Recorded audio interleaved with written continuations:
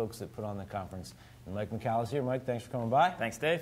So I'm very excited to do this interview because Mike is part, and somebody else is over there that we're not allowed to talk about, part of a very exciting in the Agile space. And this is my own personal thoughts about it, but one of the fastest growing groups in the Agile community is Agile Uprising. And you're one of the guys that helped put that together. So for the folks who aren't familiar with the Uprising, how do you guys describe what the group is and what you do, other than churn out endless amounts of content super fast? So the Uprising is about a network of practitioners that is focused on advancing the mindset. Okay. We like to think of ourselves as a network where Agilists of all levels, whether it be beginners all the way to advanced practitioners, can come and actually share experiences and content and collaborate to help drive the mindset. Okay, and there's a number of folks involved, and you've helped put on the Heart of Agile conference. Yes. A couple times, 2 times now, right? They've done Yes. that twice. And you got a community online where people can go and post messages and help each other out, help them get better. Right. And there's also a tool that you have helped to develop, which I know is sort of a separate thing, but that's how I learned about it. So can you talk a little bit about the tool? Yeah, so the tool is completely separate. It is actually an initiative that me and the other person we can't talk about. Correct. have started, and it's actually it's called Lean Agile Intelligence. It's right now a self-assessment tool. We hope to someday be a little bit more. Be more of an organizational change tool, right? Intelligence across that. But where it really originated was through my growth journey. I would say probably 8 years ago, I was very mechanical Agile. And as I started to grow and acquire the mindset, I really started to shift my focus to Agile being a means to an end. It's about better business outcomes, happier people, happier employees, happier customers. That's what he just said is really important as a means to an end. A lot of people, even here at the conference, get hung up on you're Agile, you're not Agile, you're this, you're not that, and it's just a way to get stuff done, deliver value for customers, and treat people well, right? That's right. So I would like to bring up one aspect of the tool that I think is particularly cool. So a lot of tools focus on different parts of Agile. One of the things I learned about the tool when I was using it to evaluate something is that there are how many methodologies and frameworks and practices built into the tool? So right now it's, I would say 5 methodologies, and we also support the Spotify Health Check, which is more mindset and values based. And it's all driven off of the actual standards themselves. So you can check yourselves against them on their own, or you can decide what your goals are and adjust the tool so that you can weight things and figure out how you're doing against your own desire to be Agile. Yep. So we see it as a learning platform that will allow organizations and teams to actually go and say, hey, here's what we want to accomplish, and here's some of the practices that we can experiment with, right, to see what works for us, maybe across all different frameworks, right? So keeping that thought of, hey, Agile is a means to an end, it's not the goal. Instead, the goal is, let's be more reliable this year, let's have better quality, and here's some practices that actually allow you to get there. If people want to find out about the tool, where do they go? So they can just go on to our website. It's www.leanagileintelligence.com. It is free to sign up. It's a free 4-month trial to see if it is a tool that can add value in your organization. And you can also reach out to us via the site. We can go through an in-depth demo. Okay, and I will also, when we get the show notes up, I will post a link to the video where I was shown how to use the tool. So in case anybody wants to check that out, it was to answer a specific problem of, it was a response to a question of how do we figure out how the Scrum Master is doing. Right. And there is no way to judge metrics against a Scrum Master other than through the team, but we found a way to kind of evaluate some symptoms or things that you would look at to understand, is this working the way it's supposed to? Yep. All right, so let's go back to the Uprising. So you guys started when?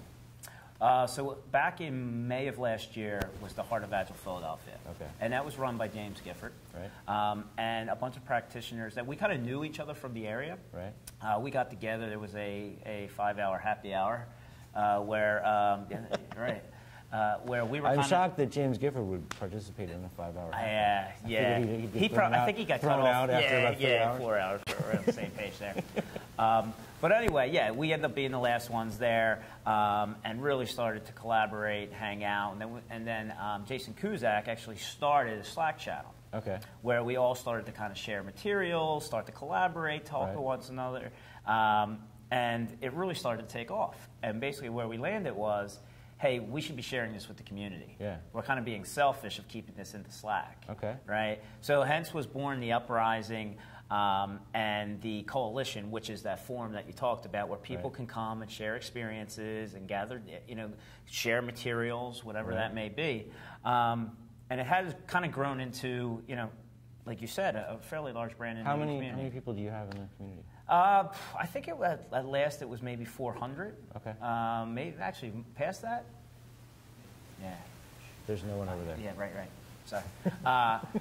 So yeah, I think last time I checked, but the most exciting project that we've done is we actually interviewed 15 out of the 17. So I was about to do this, but stole your thunder, Dave. It's all right. It's your thunder. I was just going to set it up.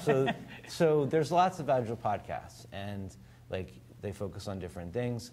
But the stuff that you guys have done with the creators of the manifesto is amazing, and he's going to talk about it now. And if you haven't checked this out, you absolutely should, because it is very informative. But go ahead. It was. I mean, being a part of it. Unfortunately, I did not actually interview any of the manifesto authors. Ryan Locker did a lot of it. James did a lot of it. But just being part of the process was really cool. We kind of got some steam after we got 3 or 4 of them. Yeah. And after that, they kind of all were, hey, I better participate. Yeah. But what was really interesting was, we asked them all the same questions. Okay. And the last one was, what would you change today? Okay. And it went back to, we're in a stage now where it's very prescriptive command and control Agile. Yeah.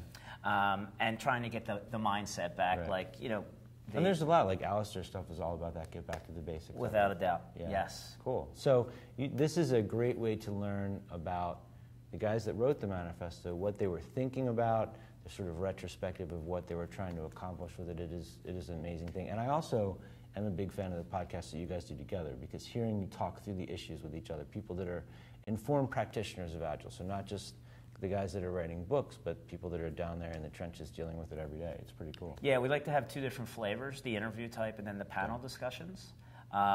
We enjoy the panel discussions. Yeah. So yeah, it's good. It's good to put out 2 different types of content. Cool. And if people want to find out more about the Uprising or the Coalition, what's the best place so you can just go to www.agileuprising.com. Okay. There is a link there to go to the Coalition, and also a link there to go to the podcast. Okay. And there's blog posts as well. Yes. All kinds of stuff. Now, is it your first time here, or you've been here before? This is my first Agile Alliance conference. All right. Yes. So what have you thought? You've been here all week? I am completely overwhelmed and exhausted. But so you've done a good job. I know you've been to the sessions, but I've also seen you a lot of the networking stuff. So you've fully embraced the experience. Well, it's funny. Me and Troy just had this conversation. I'm kind of a little bit of a retro, and I said, it's been with the launching of the tool. I'm trying to network, right? But at the same time, I really want to go to these sessions and learn more, right? So it's been a balance, but it's really at the end of the day been about building relationships. Okay. And it's been awesome. Cool. Right? What was the best thing you saw, or best experience you've had so far? I just saw Michael Sahada challenge the community to get back to the basics, get back to the mindset, and start thinking about outcomes. Cool. And it was a lightning talk. It was 7 minutes, and it was very resonating. That's awesome. Yeah, Michael's amazing. Unfortunately, we didn't get to interview him this year, but I've done that in the past, and he is a very inspiring guy. Yes. Yeah, cool. All right, dude, thank you for coming by. What if they want to get in touch with you? What's the best way to do that? So you can reach out to me on LinkedIn or Twitter. And you can go to Lean Agile Intelligence, of course, and just hit contact us, and you can find me. Cool. All right. So thanks a lot, man. Cool, enjoy the rest of your. We got one more interview today about scaling, and enjoy tonight's festivities. Oh, I look forward to it. Tonight's going to be awesome because we're not doing any tomorrow.